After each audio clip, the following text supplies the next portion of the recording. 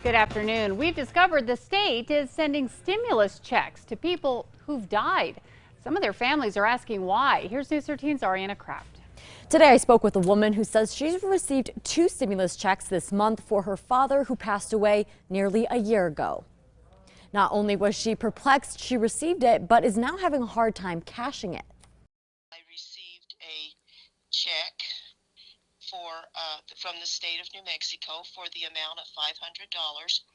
But what was interesting is that it said to the estate of and my father's name. I looked at it and I thought, I don't know why I'm receiving this. My father's been dead almost a year.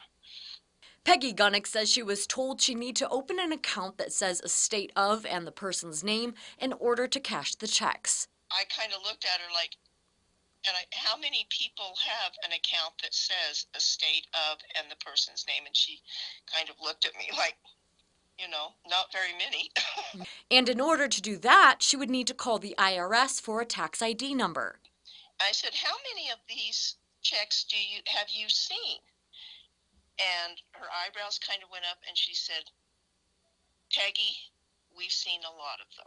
We asked the state why stimulus checks would be going to people who are no longer alive. According to the Taxation and Revenue Department, laws that were enacted in the regular and special session earlier this year don't require someone to still be living to qualify for rebates. So if someone was alive during all or part of 2021 and either they or their estate have filed a return on their behalf for that year, then they are eligible. It turns out there's another fix to this problem. Taxpayers should return the check and provide information the person is deceased and then fill out a form. The Tax and Revenue Department would then reissue the check in their name. So that property does still belong to the estate of the deceased person, and we're here to make sure that we can connect the property with the proper person.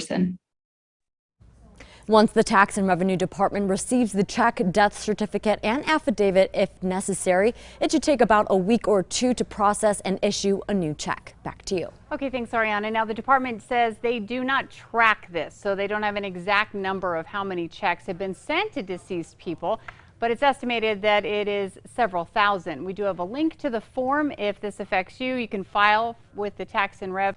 That's on our website.